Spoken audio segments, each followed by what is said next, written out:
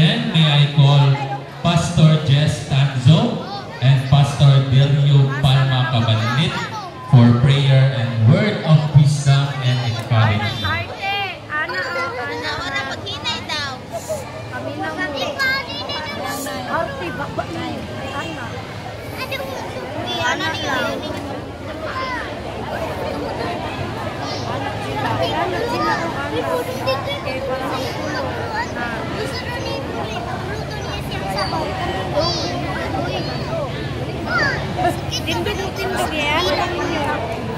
Sige, magwanta.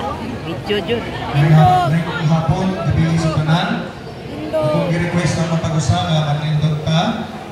Yan ang kandila ninyo. Let's all Diana. start out in prayer. Diana.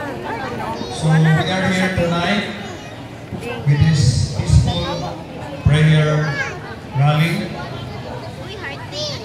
to seal our support to our beloved President Tatay Digong for his health and his protection dito sa The Hague.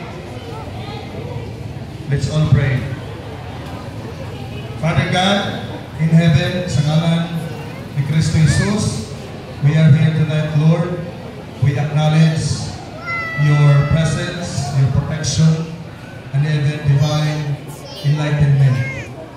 Tonight, Lord God, we acknowledge that kung wala ka, Lord, wala may mahimo. Lord, we are under your mercy, we are under your care, and we submit to your authority. And even, Lord, we declare, Lord God, that you are the King, you are in control sa among nasod sa Pilipinas. And Lord, tonight, we remember our beloved former President Rodrigo Roa Duterte nga naa sa The Hague. Lord, we ask that imong kamot, imong mata, imong mga anghel mag-preserve kaniya. Upani siya, Ginoo. Dunay mga butang na dili na mo makontrol, dili na mo makita. Apan Lord, nakita ka tanan, nakita ni mo tanan, and you are in control. And Lord, salamat ni Ana, Ginoo. Among gitugnian ang iyang kinabuhi. Lord, ayaw itugot, Ginoo, nga ang mga dautan mo daog. Apan Lord, we pray, Lord God, nga tagaan mo justisya, tagaan mo o justice ang mga Pilipino, Ginoo, pag ang amo ang beloved President. Bisan pa, Lord, ang iyang health, Lord, imo siyang protektahan. Doon namin nadunggan nga adunay plot nga against sa iyang kinabuhi. But Lord, imo Ginoo ang nagplano niini, mubalik kanila ang ilang dautan nga hunahon na og plano. Tungod kay we pray, we love our Tatay Digong, Ginoo, i-preserve siya. Lord, even sa iyang lead counsel nga ginganan og Nicholas Kaufman, tagaan mo siya og wisdom, tagaan mo siya og espiritu, Ginoo, nga kaalam, nga bisan sa iyang experience, sa iyang expertise, Lord, imo pa siyang tabangan. Bisan pa sa mga Filipino Council nga gilid by former Executive Secretary Attorney Salvador Gideldia o Harry Roque, Attorney Lord, nag-aayos sila ang kaalam, wisdom, understanding, and knowledge, Lord. Salamat, Ginoo. Bisan pa sa among ginabuhat karon nga peaceful rally, Lord, imo may ubanan, pangamuyo na mo, Ginoo, maayong panahon. I-preserve niyo ang matagusa, walay kagubot nga mahitabo, Lord, apan ang protection, ang imong peace and security, among ma-experience. We honor you and thank you. In Jesus' name, Amen. May galing sa tanan. Una lang sumpayan ang pag-ampo kay Pastor Jess. Umay mo kamay sa inyong mga oras sa pag-istorya aron mabutang sa maayo nga konteksto, dunay direction, dunay focus ang atong mga pag-ampo karong gabi. Ang basahon ng mga pulong sa Dios dinhi sa ikaduhang Kronikas 7:14 ngadto sa 15 saad ni sa Ginoo kanato.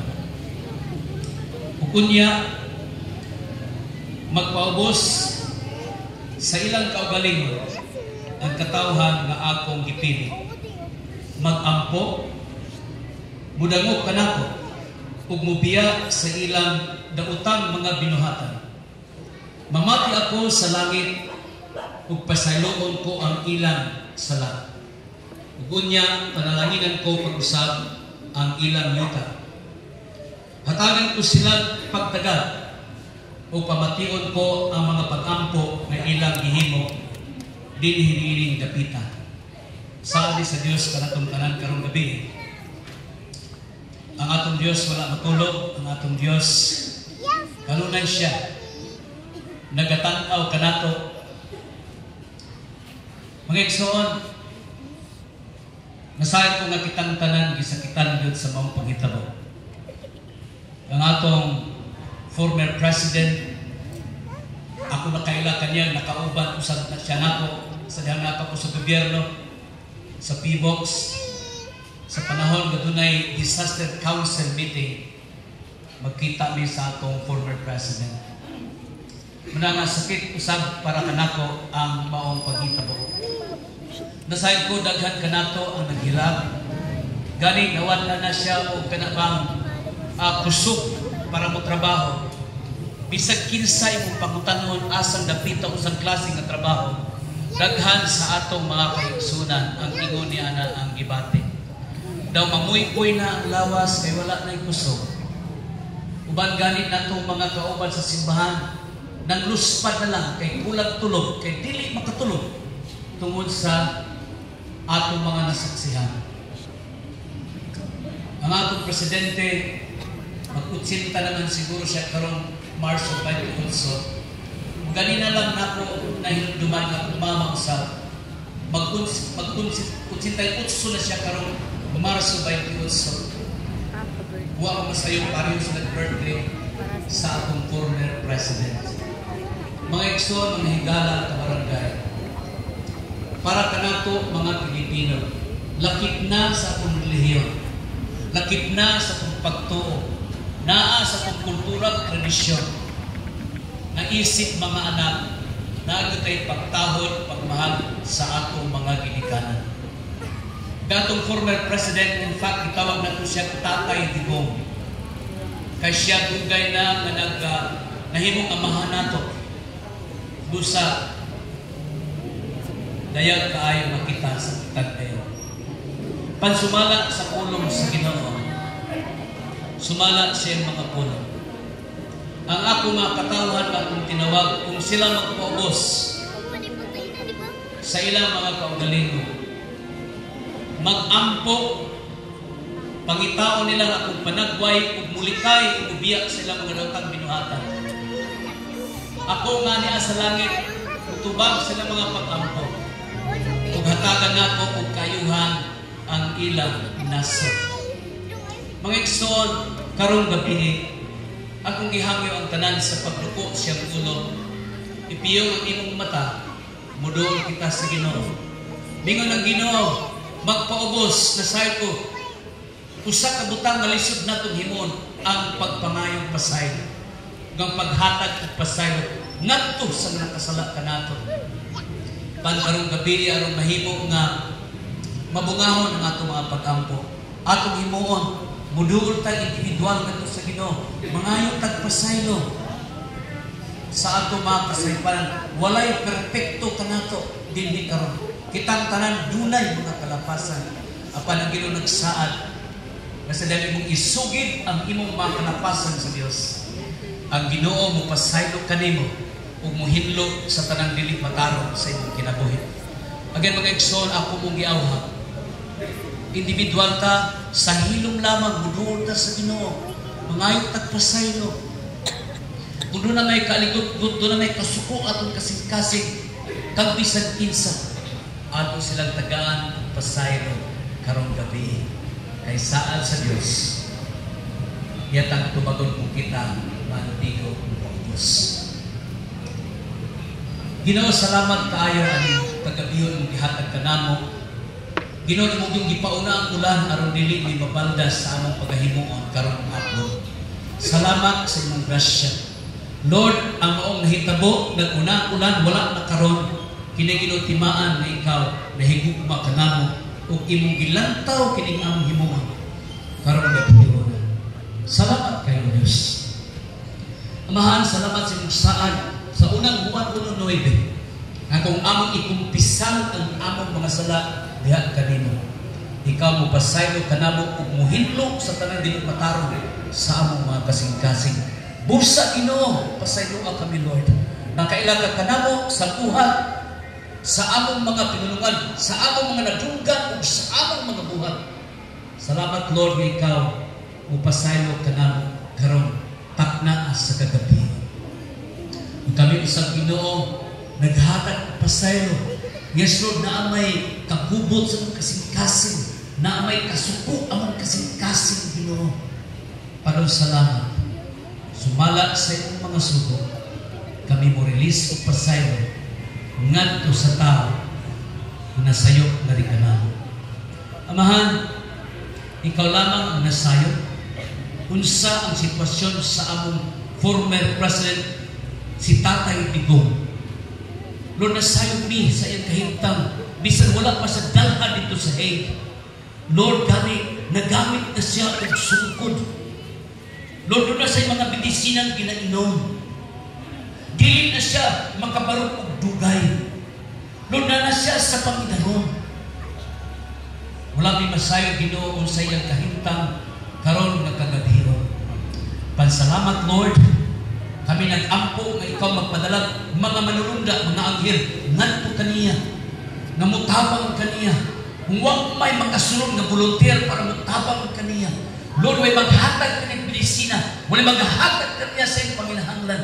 Salamat Lord, nga ikaw mag-auban kaniya, pinaagis sa iyong gamhanan nga kamot Lord. Ikaw Ginoo maghatag, magpadalag mga manulunda. Lord, salamat usab, bisan ka namo karong gabi. Lord, nasayod ka wag yun mi malipay sa mong panghitabo. Panasayod kami Ginoo nga ang tanan naa sa imong mga kamot. Busa karong gabi Ginoo, salamat sa kaalam. Sama sa kaalam imong gihatag ngadto kay Solomon. Lord, tudloy ang among kasing-kasing. Tudloy ang unang-una Ginoo nga mohimo sa mga butang na insakto. Nga kami usab Lord ang among mga kasing-kasing dili mapektuhan Dios sa katuon. Giyaya ang among mga hunahuna ang mga kasing-kasing. Lord, ang usang giampo ang pamilya sa among former president ni Tatay Digong. Ang iyang asawa, mga anak, mga apo. Salamat Lord sa ikaw. Magabisita kanila, maghahatag kanila sa kalinaw, maghahatag na sa comfort. Taliwala Ginoo ani nga sitwasyon nga ilang giatubang ug among giatubang. Salamat Lord, among giisang among tibok nasod. Lord, ang mga branches of government from judiciary, executive, and legislative. Salamat Lord, ikaw mo'y magkumit Ginoo sa among panggobyerno sa among nasod. Lord, dili ni mo tugot ng kaaway, magpadayon sa paghatag kagubot sa among nasod. Pinaagi sa gamhanang pangalan ni Ginoong Jesus. Among gideklara karong gabi ng buhat sa kaaway sa among nasod, putol na pinaagi sa dugo ni Ginoong Jesus. Lord, mo padayon sa pagkuswag kaniya mong nasod. Tungod sa imong giya, tungod sa imong kaalam, ngayong ihatag ngadto sa among mga lideres. Lord, kami padayon sa nag-ampo sa among punong barangay, Romeo Tata, Alberta, uban sa mga kagawad sa among barangay. Sa tanan ng mga opisyalis sa syudad na naakaroon din o mga lumulupyo na naakaroon din Ginoo. Salamat na tagaan mo kami hiniusa ng mga lakang, hiniusa ng mga plano. Salamat Lord kaning panahon na Ginoo. Tagai kami kausahan. Kalimtan namo among affiliation, political, religious affiliation. Mao ni ang panahon kinahanglan namo mag-usa. Alam sa usalamang kakatuyuan. Lord, ang kagawasan sa among Tatay Digong. Lord, salamat sa imong special favor. Ngayon mong ihatag na ito kaniya. Salamat sa imong grasya kaluoy. Ngayon mong ihatag na ito kaniya, O Diyos. Amahan, sumala sa mo mga saad kami nagto. Na ikaw naminaw ka namo samtang naka sa imong gingharian sa langit, naminaw ka kanamo. Ug sa among paghimo nining prayer rally, isig pagpasipaw sa among pagpaubos sa imong atubangan. Salamat na imong tagaan ug kaayuhan ang among nasod, ang among syudad sa Davao City. Salamat, Lord, ang tanang buhat sa kahit-hit kaaway na himuon din sa among dakbayan sa Davao. Among gideklara na dili kini magmalantos. Tungod kay ikaw, ubad ka na. Amahan, ang tanan pa ng himuon karong gabi. Salamat imong kining panalanginan. Kung ikaw padayon na maghatag sa iyong presensya, maghatag sa iyong gugma, maghatag sa iyong kanina. Mahal kining tanan, among ipadamag diya kanino, pinagi sa mga pag-ampo. Sa ngalan sa Mahal, sa Anak, ug sa Dios Espiritu Santo, ang tanan ningon ug Amen, Amen, Amen. God bless you.